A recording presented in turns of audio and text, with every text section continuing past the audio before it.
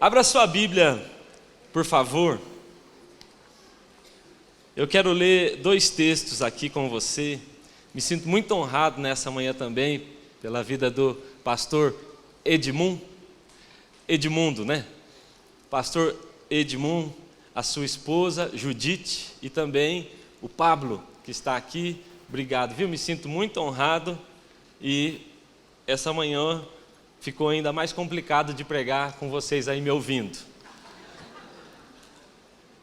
Eu vou ler 2 textos. O primeiro está em Juízes, capítulo 7.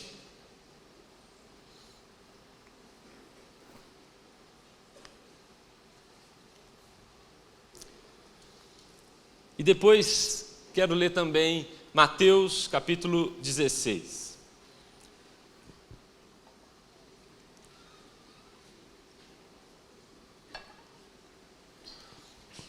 Juízes, capítulo 7. E Mateus, capítulo 16. Juízes 7, nós vamos ler só o verso 8, que diz assim: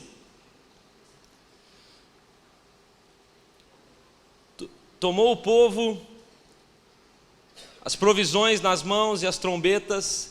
Gideão enviou todos os homens de Israel, cada um à sua tenda, porém os 300 homens reteve consigo. Estava o arraial dos midianitas abaixo do vale. Eu quero, na verdade, irmãos, reforçar essa ideia. Você conhece o texto, mas eu quero reforçar a ideia de que Gideão reteve consigo 300 homens. Repete comigo: 300. 300 homens. Depois eu vou voltar alguma coisa aqui no texto, mas a ideia é essa, de que com ele ficaram 300. Mateus também, capítulo 16.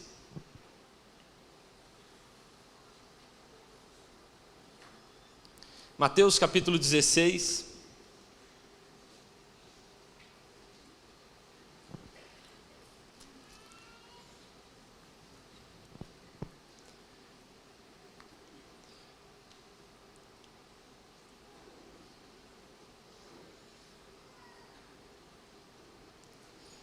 É importante você entender o contexto dessa palavra de Jesus.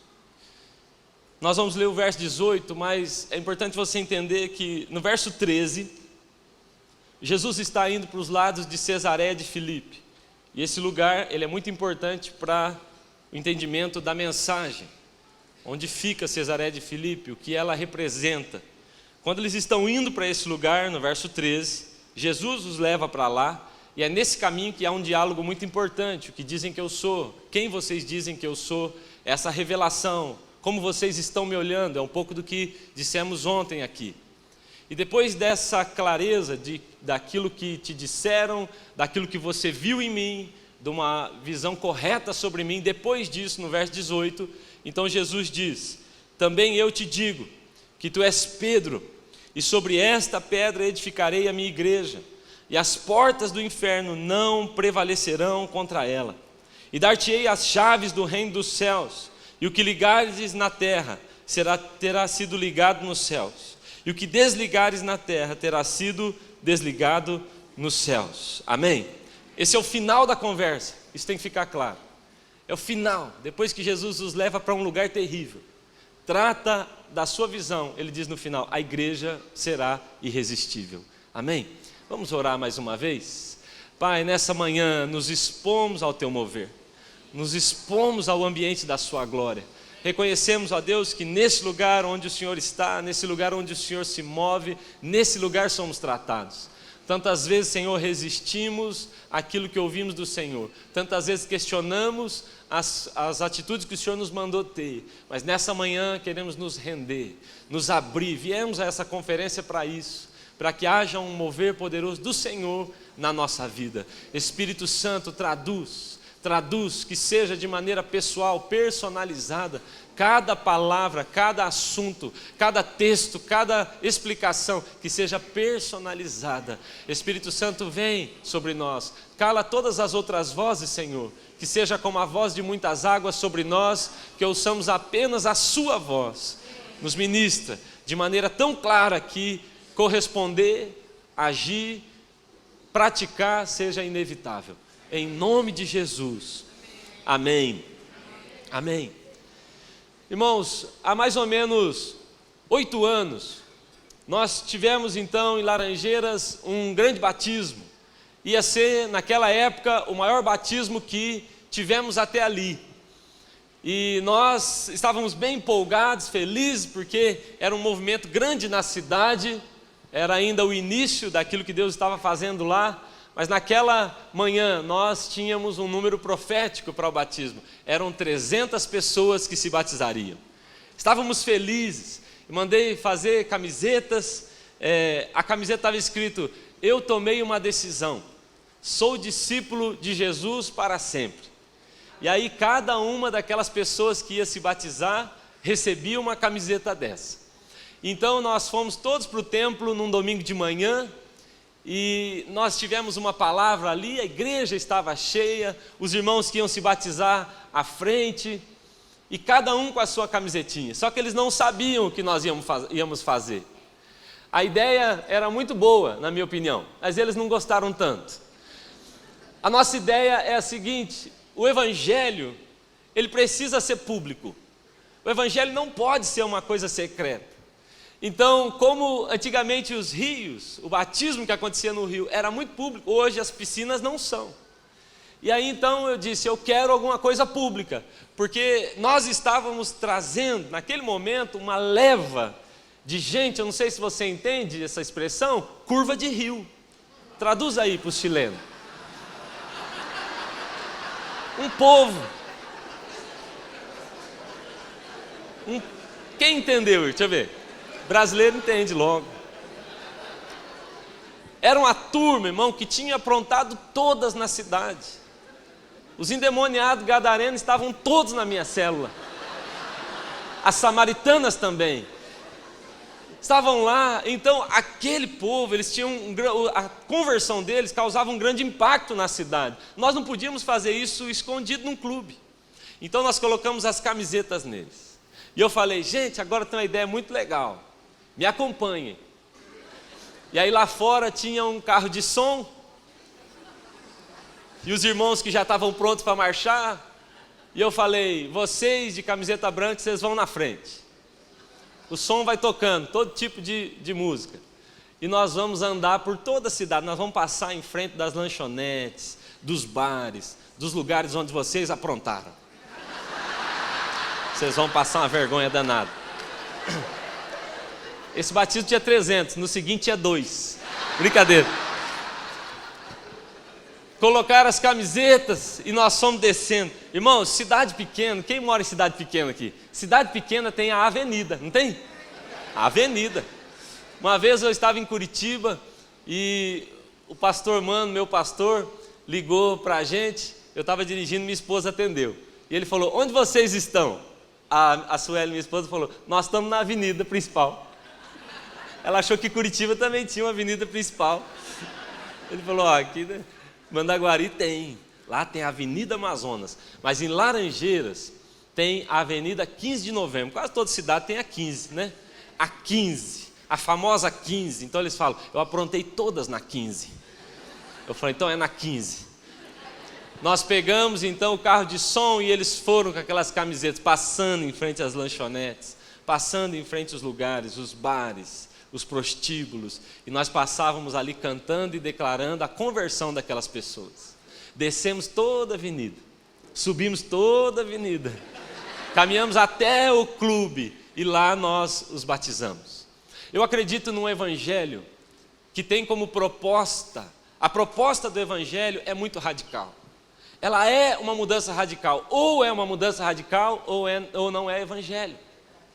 Ou a proposta que fazemos para esse mundo, para as pessoas, é a proposta de uma mudança radical, 100% de mudança, ou não é evangelho. Eu me lembro de estar ouvindo uma vez, tão empolgadinho, uma pregação do pastor Danilo, e ele dizia, os números crescem, os números avançam, os evangélicos aumentam, e eu estava tão empolgado até que ele desanimou a gente. Ele falou assim, isso deveria ser uma notícia boa, se os índices mudassem juntos. apesar de o número de evangélicos aumentar, os índices não estão mudando como deveriam. Eu nunca mais me esqueci essa mensagem que o pastor Danilo fez ainda na casa de Zadok, lá em Curitiba. Era para ser diferente, mas a verdade é que muitas pessoas estão entendendo o evangelho como algo a ser colocado em sua vida. Estão olhando os pastores mais como coach. Não, eles vão me ajudar, é alguma coisa mais simples, eu não preciso mudar tanto. Mas a verdade é que o evangelho é uma proposta de mudança radical de vida. Ou não é evangelho, ou então nós estamos falando qualquer outra coisa. Eu soube de uma pessoa que estava na igreja, e ela passou anos ali, e a pessoa, quando recebia ela na porta, dizia: Pai do Senhor. E depois de um tempo ele achou que era só falar isso mesmo, e ele encontrou uma pessoa e falou: Pai do Senhor. Quando ele encontrou a mulher, ele falou: a Pai da Senhora. O evangelho não gerou nada nele, ele só estava mudando a linguagem, a roupa, o jeito de falar, pendurando alguma coisa nele. Não era uma mudança, não era radical. A proposta do evangelho, em primeiro lugar, é a proposta de uma mudança radical. Quando estive no Egito, isso mexeu tanto comigo. Pastor Samé, ele diz assim: antes de eu batizar uma pessoa, eu pergunto a ela: você está pronto a morrer por Cristo? Você está pronto a perder sua herança? Você está pronto a deixar o convívio da sua família? Se for uma mulher com filhos, ele pergunta: você está pronto a nunca mais ver os seus filhos? E lá tinha uma mulher dizendo: eu aceitei. E agora as suas crianças, já há 6 anos, ela não as via mais. E ela disse, alguém perguntou para ela: o que é que a senhora tem no coração? O que a senhora sente de Deus? Perguntando se ela tinha alguma mágoa contra Deus, porque agora 6 anos ela não via os filhinhos de 2 e 4 anos, quando ela as deixou. E ela disse assim: o sentimento que eu tenho no meu coração é que Deus vai preparar alguém para pregar o evangelho para os meus filhos. Eu dizia: meu Deus, é radical demais, mas é assim que é o evangelho. Agora, o evangelho não é só uma proposta de mudança radical. O evangelho também é uma proposta de mudança radical e progressiva. Repete comigo: radical e progressiva. É algo que deve continuar. É algo contínuo sobre nós. Aquilo que já vivemos, aquilo que já mudamos não é suficiente. Aquilo que você já experimentou, e é exatamente por isso que estamos numa conferência, para entender que aquilo que já experimentamos, aquilo que já mudamos é pouco. Eu preciso olhar de novo. Eu preciso olhar de novo, eu preciso mudar de novo. Essa é a proposta do evangelho. Cada vez em mim as coisas vão sendo transformadas pouco a pouco, até que cheguemos à estatura de varão perfeito. Se você não chegou lá ainda, você ainda não pode parar de ser mudado. Essa é a proposta do evangelho. Agora, irmãos, a proposta do evangelho também não é só uma mudança radical e progressiva em mim. Mas a proposta do evangelho é também uma mudança radical e progressiva através de mim. E é aqui que eu quero chegar. Aquilo que Deus faz em mim, que é proposta bíblica, aquilo que Ele gera em mim, as mudanças, as transformações e o aumento disso gradativamente, Ele também quer fazer agora através de mim. E esse é um grande problema da nossa igreja muitas vezes.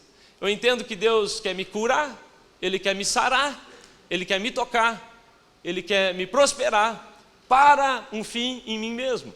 Isso não é bíblico. A ideia é que somos iluminados. E veja só a proposta bíblica: a vereda do justo é como a luz da aurora, e ela brilha mais. Repete comigo: e mais, e mais, e mais, e progressivamente mais. A vereda de um justo, de um iluminado é essa: eu brilho mais e mais, e o brilho de Jesus em mim vai sendo cada vez maior, cada vez mais pessoas vão recebendo essa luz, até chegar dia perfeito. Mas essa é a ideia. Se no começo você tocava uma pessoa, se no começo você tocava apenas uma célula, se no começo você tocava alguns discípulos, a ideia é formamos 12, pelo menos na nossa visão, pelo menos no nosso modelo. Nós tocamos alguns, que tocam outros, que formam mais líderes e mais líderes. Essa é a proposta, é o desejo do coração de Deus. Que cada vez o nosso alcance, a nossa influência seja maior e maior e maior. Atos 1:8 diz: mas recebereis poder ao descer sobre vós o Espírito Santo. Então sereis minhas testemunhas onde? Primeiro, Jerusalém. Progressivamente Judeia, progressivamente Samaria, progressivamente confins. Aquilo que Ele começou em você, Radical e progressivamente, Ele quer fazer através de você agora, também radical e progressivamente. Em Ribeirão, na cidade onde você está e nas cidades à sua volta. Nas nações. Eu tenho um amigo que ele disse, um dia eu estava orando a Deus, e eu dizia, Senhor, me dá essa cidade, me dá essa cidade. E Deus falou, não dou. E ele falou que ficou muito triste com Deus, porque falou, por que o Senhor não me dá a cidade? Ele falou, porque eu não prometi cidade, eu prometi nações. Pede-me, te darei as nações. Eu vou te dar a cidade no começo, mas depois eu vou te dar o estado, depois eu vou te dar a nação, e depois as nações. É a proposta do Evangelho. Nós somos iluminados, irmãos, para quê? Para o que será que Deus está alinhando os nossos olhos? Para que será que Deus está colocando os nossos olhos nele, ajustando a nossa visão? Para que venhamos a ser iluminados para quê? Para fazer um monte de farolete que diz? Lanternas, dentro da igreja? A proposta é que o nosso alcance aconteça fora de nós agora também, amém? Essa é a proposta. Agora, irmãos, eu preciso confessar a você que, quando eu falo sobre isso, eu falo tão empolgado, mas eu também tenho um pouco de medo. Porque, quando eu digo, nós temos que tocar a nossa geração progressivamente, irmãos, e aí, parece que Laranjeiras, nós temos nossos problemas, mas eu vou indo para cidades grandes. Irmãos, eu penso, meu Deus, que rumo que tomou o mundo. Como é que nós vamos fazer isso? Como é que nós vamos tocar? Como é que nós vamos chegar nesse povo? Porque, irmão, está uma baderna. A minha avó tem 94 anos. E de vez em quando nos almoços lá, eu peço para o pessoal, não fale isso não.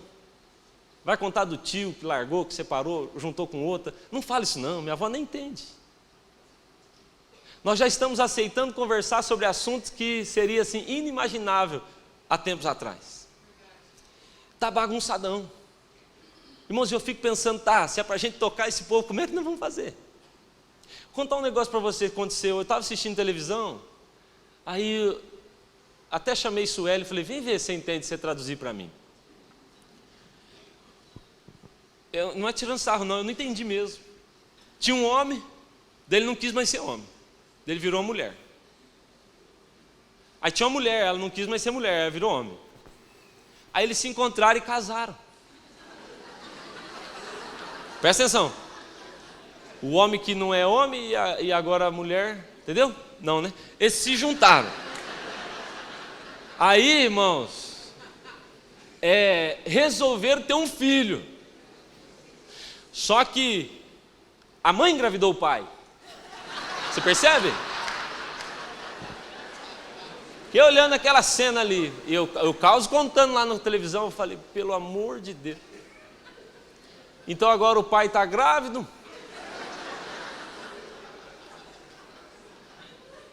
E aí nasce o nenê. Aí tem um problema pior. Quando nasce o nenê, eles se separam.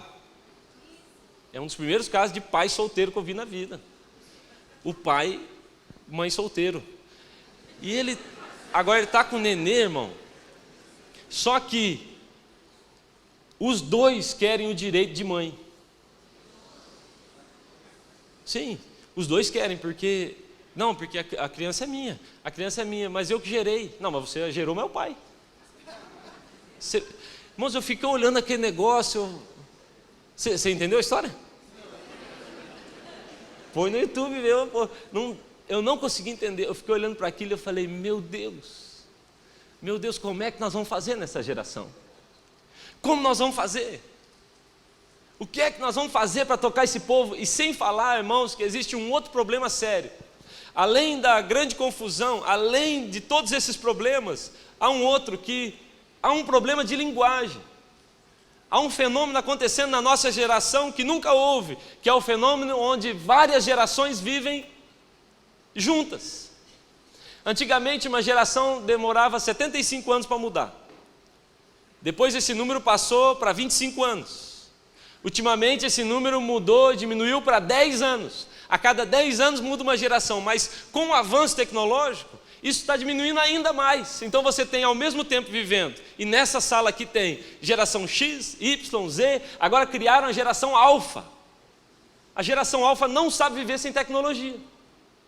O Lucas, meu filho, ele pega um livrinho, e ele passa o dedo, ele acha que é touch. Dá até uma vergonha, irmão. Ele chega na casa dos irmãos e quer trocar o desenho na televisão assim, ó. Fala, filho, nem em casa tem isso aí. Na cabeça dele, tudo. Ele não sabe viver sem tecnologia. E aí você tem todas essas gerações vivendo ao mesmo tempo. E você tem que falar com todas elas. Só que elas não se entendem. Irmãos, eu estava outro dia aconselhando um casal. Os pais foram com um menino. E aí o menino falou assim, os pais estavam falando do menino, aí o menino pediu para falar. Os pais falaram e o menino falou assim, deixa eu falar. E quando ele começou a falar, o pai falou assim, esse menino parece um disco riscado. O menino falou, disco o quê? Ele não sabe o que é isso. Caiu a ficha. Ô, irmão, quem é da época aqui que tinha que entrar meia-noite na internet para ficar mais barato? Quem é?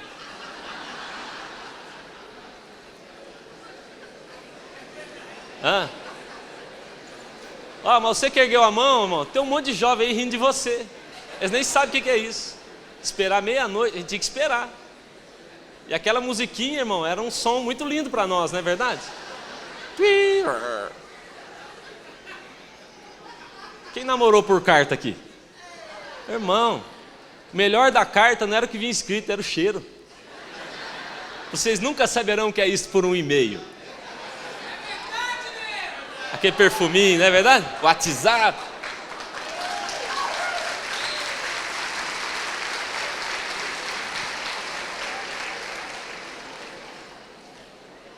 É complicado, irmãos. E aí a gente tem que ter a habilidade, não só para saber falar sobre os assuntos, mas usar a linguagem correta. Nós vivemos no meio de um povo perdido, é uma confusão, e a nossa função é brilhar nesse ambiente. Porque a verdade é que todas essas trevas que eu tenho dito aqui, toda essa escuridão que o nosso mundo está experimentando, é resultado do nosso afastamento, daqueles que deveriam estar brilhando. Mas então nós precisamos ir, iluminados, e tocá-los, mas como nós vamos fazer? Fala para quem está do seu lado, Jesus tem a resposta. Irmão, Ele sempre sabe o que fazer, sempre sabe.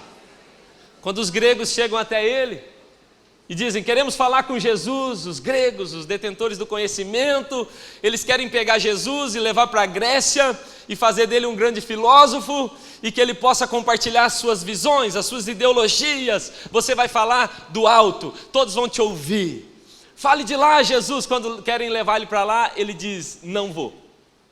Eu não vou. O grão de trigo ele precisa cair na terra, porque ele precisa germinar, ele precisa morrer, para que ele possa dar muitos frutos. A ideia de Jesus, irmãos, é exatamente essa. O que vai ser feito na terra vai ser feito por mim, mas não sozinho. Eu vou fazer através de muitas outras pessoas. Eu preciso morrer, para que muitos outros possam se levantar. A obra que vai ser feita será feita através de muitas outras pessoas. Essa é a ideia dele. Então, quando ele leva os discípulos para Cesareia de Filipe, você pode imaginar, irmãos, o terror que era para aqueles homens ir para aquele lugar. Para onde nós vamos, Senhor? Vamos andar sobre as águas hoje? Vamos pescar um pouquinho? Vamos abrir uma padaria? Vamos fazer o quê? E ele diz, não, hoje nós vamos para o inferno. Hoje nós vamos para o pior lugar. Hoje nós vamos enfrentar essas situações. É homem que não é homem, é mulher que não é mulher. Nós vamos enfrentar esse bandidismo. Onde? Cesareia de Filipe. E os discípulos estão indo para aquele lugar tremendo, porque eles não sabem o que os espera. A única coisa que eles sabem é que aquele lugar é o lugar mais místico, mais endemoniado, mais complicado que existe na sua região. E eles estão caminhando para aquele lugar, e quando eles chegam lá, Jesus faz uma afirmação que para nós hoje não faz tanto sentido como fazia para eles. Quando eles chegam lá, Jesus diz para eles, as portas do inferno, que é um lugar que tem lá, elas não podem resistir à igreja. Repete comigo, igreja. Elas não podem resistir à igreja. Há uma coisa muito interessante, irmãos, da gente saber. Eu aprendi isso com um professor meu. Ele diz assim que o apóstolo e a igreja não são de origem bíblica, origem cristã. Nem o apóstolo e nem a igreja. Eram termos que já existiam e eles já usavam. Então, quando um rei conquistava um território, além de conquistar, depois de conquistar aquela terra debaixo de uma guerra, ele precisava de um segundo passo, que era colonizar. Ele precisava transformar aquele ambiente, então ele enviava um apóstolo. E o apóstolo então ia para aquele lugar, e a função dele era transformar tudo, a cultura, transformar de modo que o rei, quando viesse, se sentisse em casa. Essa era a função do apóstolo, o enviado, aquele que ia à frente. Mas o que esse professor me contou que eu não sabia ele falou, o apóstolo nunca ia sozinho. O apóstolo levantava um grupo com ele. O apóstolo, antes de ir para esse outro lugar, ele selecionava um grupo de pessoas mais influentes. De todas as áreas, arquitetura, finanças, legislação, artes, e ele levantava muitas pessoas influentes com ele. E o interessante para mim foi que existe um dado histórico que vai dizer que o número de pessoas que ele levantava era de 300. Repete comigo, 300. E o apóstolo então levantava um grupo de 300 pessoas para ir com ele. Essas pessoas iam se infiltrar naquela sociedade e ajudar o apóstolo a transformar a cultura. O mais interessante é o nome dado a esses 300 que iam com ele. E o nome é eclésia, é igreja. Essa é a primeira vez que Jesus usa a expressão igreja. Você pode olhar. Em Mateus, essa é a primeira vez que ele vai usar o termo igreja. Quando ele fala isso para os discípulos, faz sentido para os discípulos. O que ele está dizendo é, olha, esse lugar é terrível, essa geração está perdida, são endemoniados, são sim pessoas deturpadas, pervertidas, mas eu tenho uma ideia. A ideia é, eu sou o apóstolo, e para mim, Jesus é o único verdadeiro. E Jesus dizendo, eu sou o apóstolo, eu sou enviado e eu vou à frente, mas eu não vou sozinho, eu estou levantando comigo uma igreja, e as portas do inferno não resistirão à igreja, e é assim que nós vamos tocar essa geração. Eu vou infiltrar vocês, serão bons mecânicos iluminados, serão donas de casas iluminadas, professoras iluminadas, serão médicos iluminados, e em cada lugar haverá um foco de luz. Em cada lugar haverá um farolete, haverá uma lanterna, e quando alguém pensar em pecar, vai encontrar você lá, infiltrado, permeado na sociedade. Essa semana um médico da nossa igreja me contou, ele falou, pastor, recebi um casal, esse casal veio conversar comigo porque o filho se matou, e eles vieram me procurar um médico da prefeitura, ele trabalha no posto de saúde. Vieram procurar o médico da prefeitura para pedir um remédio para poder dormir. Eu falei, entra aqui. Ouvi eles, medi a pressão deles e disse, vou te dar um remédio, antes posso orar? Aí ele orou e aquele casal disse assim, não precisamos mais do remédio, nós viemos buscar isso aqui. Ele falou, tem uma coisa a mais que eu posso fazer por vocês. Tem um amigo meu, Piscite, pastor Piscite da nossa igreja. Já ouviram falar do pastor Piscite? Pastor Piscite é da nossa igreja. Reclamaram comigo, falaram, pastor, não está legal o pastor Piscite. O cara é pastor, eu mudei, agora é reverendo Piscite. Mudamos para melhorar. E ele falou, tem um amigo meu, o médico dizendo, tem um amigo meu, reverendo Piscite, ele pode te ajudar. Há um movimento na cidade agora chamado Casas de Paz. O que você precisa é de paz. Piscite recebe eles no escritório, Piscite é um advogado. Então, no escritório de advocacia dele, ele recebe aquele casal, eles vão conversar com o advogado, não com o pastor. E eles sentam lá e ouvem um pastor. Segunda-feira agora começa a Casa de Paz nesse casal, eu e o Piscite, vamos lá. 40 quilômetros de chão nós vamos andar, infiltrados, permeados na sociedade. Essa é a ideia de Jesus. O aumento do seu governo nunca terá fim, mas como isso vai acontecer? Parece que nós estamos perdendo. A impressão é que as trevas estão prevalecendo. Não estão. Irmãos, se nós formos corajosos o suficiente de entrar, permeados, infiltrados, treinando nossos jovens, líderes, homens de Deus, mulheres de Deus, e dizer, você não precisa ser um pastor tempo integral, meu irmão, aqui, você pode ser lá. Então a coisa vai acontecer. Nós somos chamados para isso. Agora, toda vez que eu falo de 300, eu não consigo não falar de Gideão, é ou não é verdade? Esse é o tema dessa mensagem, 300. Porque a igreja era formada de 300, mas porque também a igreja de Gideão era formada de 300. Eu quero, para terminar, eu quero falar de algumas marcas que eu percebo na igreja de Gideão. Rapidamente, eu quero falar de algumas marcas que eu percebo na igreja de 300 de Gideão, que para mim são marcas que devem estar na nossa vida também, amém? A primeira coisa que eu aprendo com Gideão é que essa igreja, ela é uma igreja que faz mais com menos. Repete comigo, mais com menos. Irmãos, a primeira vez que eu ouvi a pastora Mônica pregar, ela pregou sobre Gideão. Falei para ela, toda vez que eu prego, eu me lembro de você. E a pastora dizia assim, eu imagino Gideão falando com Deus e dizendo, Deus, veja só os inimigos, e Deus fala com ele, é verdade, o número está errado. E aí então, Gideão fala, claro que está errado, manda mais. E Deus fala, vou mandar menos. Irmão, e é uma crise, porque não só Deus tirou o povo, como Deus humilhou Gideão. Porque ele não só tira 22 mil homens, como tira e mostra para Gideão, a sua igreja era só de gente frouxa. Irmão, eu acho engraçado até porque ele fala assim, ó, gente, eu imagino Gideão falando assim, pastor da igreja falando, gente, eu sou pastor dessa igreja, tanto tempo conheço vocês, nós andamos juntos, temos um encontro de homens juntos, subimos no monte, e todo mundo aqui é macho, eu sei, torcedores dos Santos, nada de São Paulinos.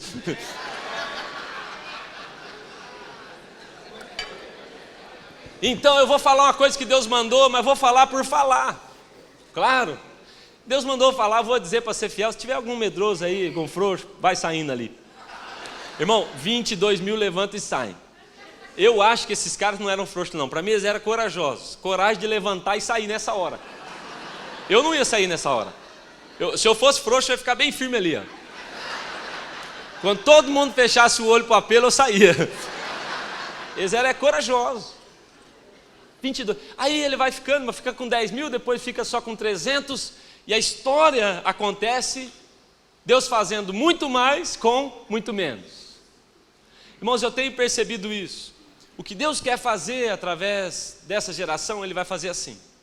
A impressão que dá, irmãos, é que nós estamos perdendo. A impressão que dá é que o número lá fora é maior do que o nosso. Mas o que entendemos é que Deus vai fazer muito mais com muito menos. Um homem vai valer por 1000 e 2 juntos valerão por 10 mil. É o que a Bíblia diz. Você sabe de um dado interessante? Uma pessoa me contou isso, pastor Danilo, eu vou reproduzir. Eu não tenho certeza se é assim. Mas um dado interessante que esse rapaz me contou é assim. Ele disse que se você pegar todos os templos do mundo, se você pegar todas as igrejas, as mega igrejas, todas elas, e mesmo as católicas, todos eles, e você encher todas as igrejas, imagine que nós teremos 4 pessoas por metro quadrado, colocando isso, em todas as igrejas. Sabe quantos por cento da população mundial nós teríamos dentro das igrejas? Todas lotadas, superlotadas, 4 por metro quadrado. Aqui deve estar dando 1 por metro quadrado. Imagina que nós teríamos 2% da população do mundo dentro das igrejas. Ou seja, os grandes movimentos, os grandes templos, eles não farão a diferença que se precisa fazer nessa geração. Onde vai acontecer? Permeados na sociedade, um a um. Nós ali, na nossa casa. A ideia, irmãos, de fazer mais com menos é uma ideia que o diabo despreza. Mas ele despreza porque ele tem medo. Minha sogra diz assim, quem desdenha quer comprar. E ele desdenha. Ele diz, não é possível, vocês não conseguem. Ele mostra o grande Nabucodonosor, a grande Babilônia, a grande estátua e o pequeno Daniel. Aí nós vemos a pequena pedra e o grande desastre de Satanás, não é assim? Ele está desdenhando de você e de mim. Ele está dizendo que não dá, irmãos, exatamente porque ele tem medo da gente. Ele sabe. Quem aqui, irmãos, entende de carro um pouquinho? Levanta a mão. Entende um pouquinho de carro? Quando a gente fala de uma grande obra, pastor, de uma grande mudança, uma grande transformação cultural, as pessoas começam a desprezar as pequenas partes. Quem aqui sabe o que é platinado? Levanta a mão. Alguns sabem. Quem teve Fusca sabe, né? Irmão, eu já contei para vocês que eu tinha um Fusca desviado, não contei? Eu tinha um Fusca desviado, irmão. Fumava, bebia, jogava, batia, miserável. Endemoniado. Irmão, aí você olha aquele carro grande, Você nunca pode imaginar que uma peça desse tamanho vai fazer tanta diferença, é ou não é? É uma pecinha escondida. A maioria aqui não sabe nem o que é, mas já andou e já precisou de uma pecinha daquela. Talvez você nunca seja honrado como você mereceria. Talvez você nunca seja visto como você gostaria. Mas um platinadozinho, irmão, dentro do motor, ele faz toda a diferença. Quem aqui é líder de célula aqui de Ribeirão? Deixa eu ver. Líder aqui em Ribeirão. Como que é o seu nome, irmão? Roger. Que dia que é a sua célula, Roger? Não, a irmã também é líder aí do lado? A líder, a irmã ali? Vou preferir uma mulher, Roger. Fica melhor o meu exemplo. Como é o nome da senhora? Lindalva. Lindalva? E que dia é a sua célula, dona Lindalva? Que horas? Quarta-feira, 8 da noite. É mais ou menos assim que acontece. Quarta-feira, a dona Lindalva, ela está super empolgada, é dia da célula dela. É assim ou não é que a gente fica? E aí, quarta-feira de manhã, a dona Lindalva acorda. E a primeira coisa que a gente faz agora, que a gente tem o WhatsApp, é o quê? A dona Lindalva manda uma mensagem no grupo das meninas. Meninas, hoje é dia de célula.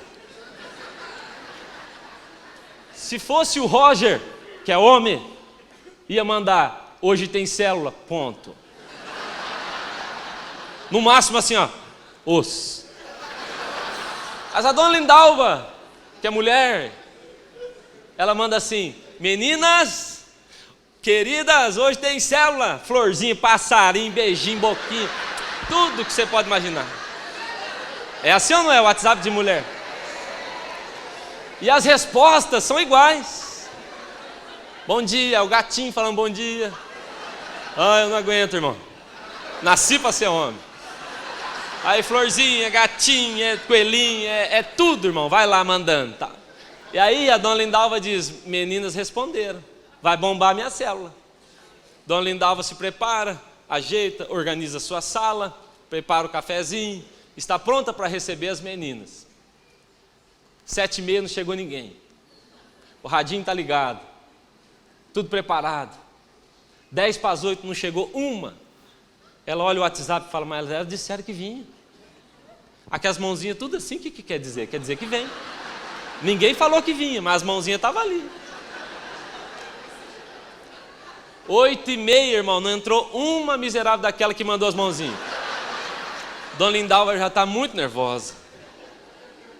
Para ajudar, entra alguém da família dela, que é o pior que pode acontecer. Entra na sala e fala assim: vai vir ninguém hoje não? O coração da dona Lindalva está aqui, ó. Ela que estava cheia do espírito, agora já está cheia de raiva. Chegou ninguém, irmão. Às 8h40, a dona Lindalva começa a recolher seus banquinhos. Fala: não vai vir ninguém não? Preparei o estudo, orei, jejuei para isso. Quase 9h toca a campainha. Uma irmã pergunta: cheguei atrasada? Não, horário de verão, pode entrar. Mas só sabe quem é que chegou, pastora Mônica? Chegou aquela irmã que só dá trabalho. Aquela irmã que só vem quando a coisa já está muito arrebentada. Aquela irmã vem, dona Lindalva senta com ela, dona Lindalva ministra a ela, termina o estudo, ora com a irmã, e o pior acontece: a irmã não vai embora.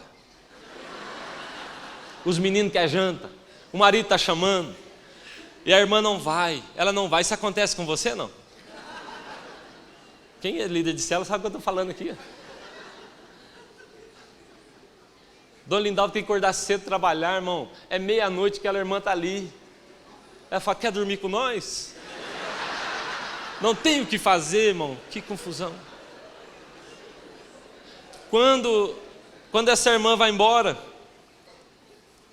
a dona Lindalva está como? Ela está empolgada? Ela vem para uma conferência dessa, a gente fala assim: vamos mudar o mundo. Ela fala: amém. A empolgação dela é... Na verdade, o que a dona Lindalva está pensando é assim: eu não sirvo para isso aqui não. Não sirvo para isso. O que o diabo vai falar para ela é assim: ó, todas as outras células estão bombando, a sua só que não. Todo mundo está dando certo. Olha os relatórios lá no grupo, todo mundo está avançando. É você que não é uma boa líder. É você que não serve para isso. É você que não presta para isso. E a dona Lindalva está pensando, quer saber, eu vou ligar para a pastora Mônica, eu vou abrir mão desse negócio aí. Não fui feito para isso. Só que a verdade, irmão, é que todo mundo passa por situações assim, sim ou não?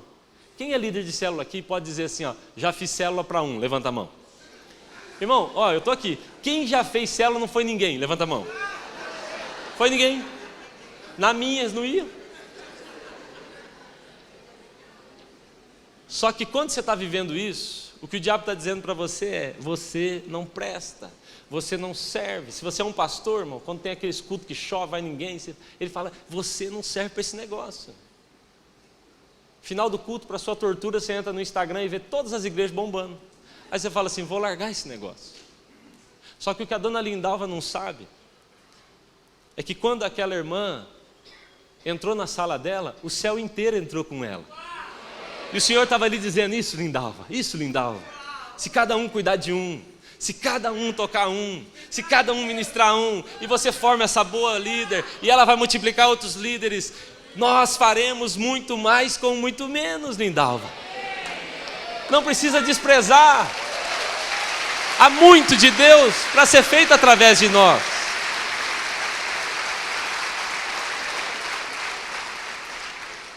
Os grandes sistemas estão caindo por causa de pessoas pequenas. O grande Golias caiu.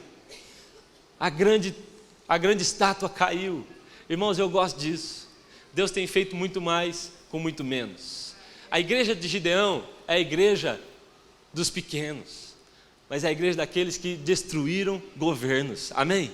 A igreja de Gideão é a igreja do lagar. Segunda coisa que eu diria é isso. A igreja de Gideão é uma igreja que improvisa.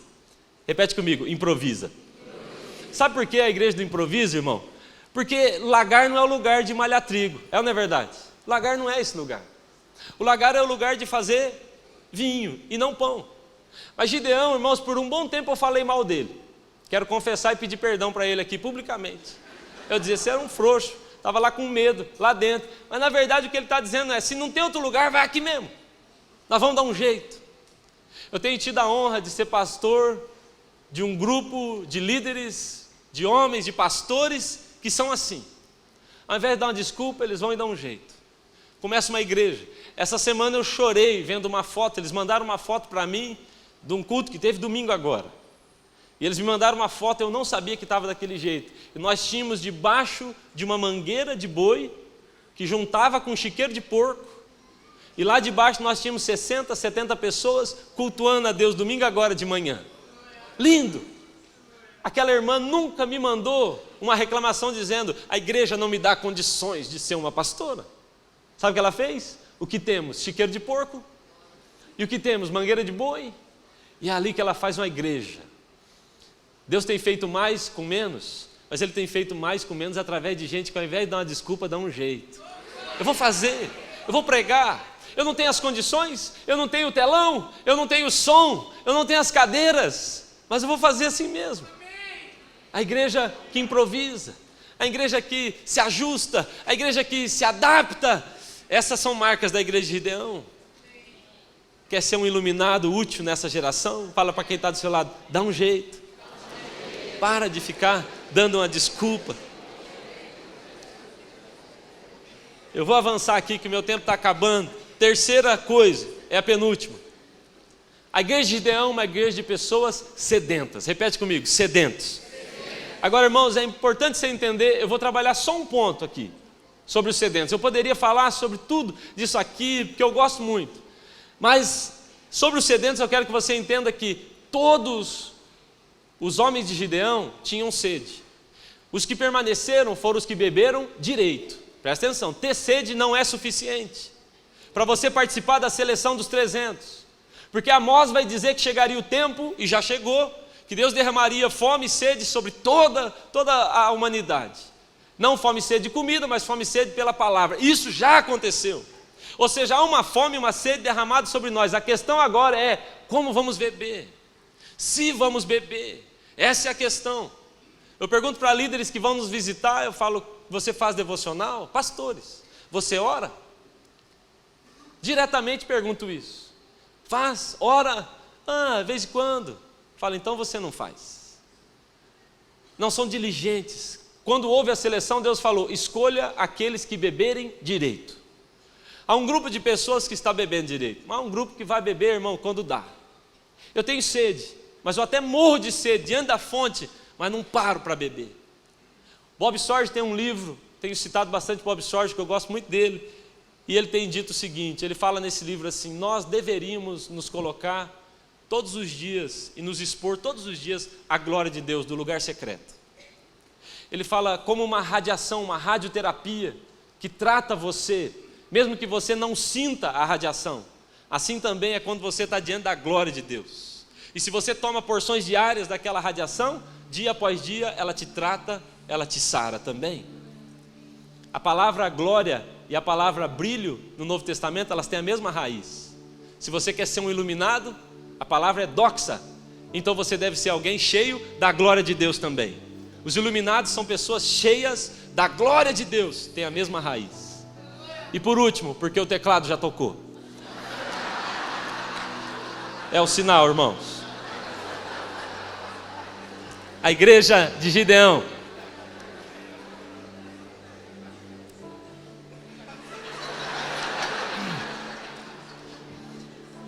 A igreja dos 300 que vamos tocar essa geração é uma igreja que se move no sobrenatural. Essa é a minha parte preferida. Irmão, eles não venceram aquilo no braço. Você sabe a história. Eles deram algum soco, eles deram algum tapa. A Bíblia diz que eles quebraram cântaros, tocaram trombetas, levantaram tochas, fogo, a luz e ganharam. Ou seja, houve um mover sobrenatural. Eu amo isso. Eu estou cansado de ficar explicando a Bíblia. Verdade. De vez em quando eu tenho tentado pregar na minha igreja as coisas mais simples, mas que haja no final uma experiência. O Salmo 34 fala sobre provar e ver. Os iluminados são aqueles que provam também. Não só estão vendo, mas eles estão provando. Irmãos, eu estou cansado de ficar explicando. Sabe o que eu fiz? Pastor Danilo, me perdoe, se eu escandalizar vocês não contam para ninguém e corta da fita, fazendo favor. Fosse uma fita, né? Tá vendo como eu sou atrasado? Olha o meu iPad aqui, ó. Pastor, nós fizemos um ato profético lá em Laranjeiras, semana passada. Que eu tenho falado com eles assim, pastor Danilo reforçou, Cezinha, é uma batalha espiritual, Casa de Paz. E eu falei com eles, falei, gente, nós temos que fazer alguma coisa. E eu gosto de ato profético. E ato profético é difícil de explicar. E eu falei, gente, estou com uma ideia. Deus falou comigo no meu devocional. Se houver alguém enfermo, unja. Chame os presbíteros que unjam com óleo. E a oração, então, da fé, levantará o enfermo do seu lugar, e se houver pecado, ser-lhe-ão curados. E eu estou lendo aquele texto, porque eu já conheço ele, até que Deus falou assim comigo, se dá certo com uma pessoa, dá certo com uma cidade. E se a cidade estiver enferma? E se ela tiver cometido pecado? Unja ela. Comprei 200 litros de óleo. Compramos. Chamei os mais pentecostais da igreja. Falei, só quero só os malucos, para quem eu não vou ter que explicar muito. Tive uma reunião secreta com eles. Nem chamei todos. Tem uns que vão ficar me fazendo pergunta. Ah, mas é óleo qual que é? Foi o mais barato que tinha, irmão. Ungia com nós. Não é de Israel não? Eu falei, não é não. Chamamos ali, irmão, pegamos 200 litros de óleo. Óleo de soja. Sim, o mais barato que tinha. Falei para eles, eu estou com essa ideia. E um outro mais maluco falou assim, pastor, já tive uma visão agora. Nós vamos jogar esse óleo na cidade e depois Deus vai riscar o fósforo, vai explodir. Falei, é isso aí. É isso que eu queria. Irmão, nós enchemos 4 carros com 1 galão de óleo, uma mangueira. E aí, meia-noite, a gente se juntava, com um mapa na mão da cidade, copiloto, e riscava rua por rua. E o carro ia derramando óleo. Se for lá em Laranjeiras agora, você pode andar só pelo risco do óleo. Verdade. Tudo riscado, todas as ruas marcadas, que o óleo demora a sair, né? Tá lá. Irmãos, agora, sábado, nós terminamos todas as ruas da nossa cidade. Não tem uma rua em Laranjeiras que não tenha sido ungida. Ungimos todas. Eu não entendo bem o que isso significa, falar a verdade. Eu sei. Mas eu quero tanto sobrenatural, irmão. Eu quero tanto isso para mim. A mulher ficou endemoniada quando o carro do óleo passou. Eu falei, isso aí, joga na cara dela. Eu quero sobrenatural. Nós somos muito natural demais, irmão. Nós somos muito natural demais. Jesus passou na figueira e falou, eu quero fruto. E a figueira fala, mas não é tempo, o senhor tem que entender.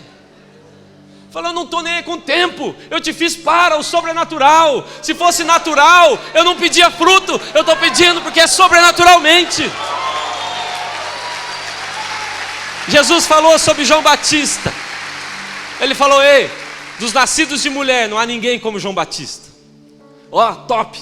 João Batista é o top. Dos nascidos de mulher não há ninguém como ele. Deixa eu te falar um negócio. No reino dos céus o menor é maior que ele. No reino dos céus aquele que se move no sobrenatural pode ser considerado o piorzinho e ainda será maior que João Batista. Eu sou doido com isso, irmão. Eu sou doido com isso. Eu estou muito fã agora de Josué. O cara que teve a coragem, a loucura, a insanidade de gritar, ei sol! Você consegue imaginar?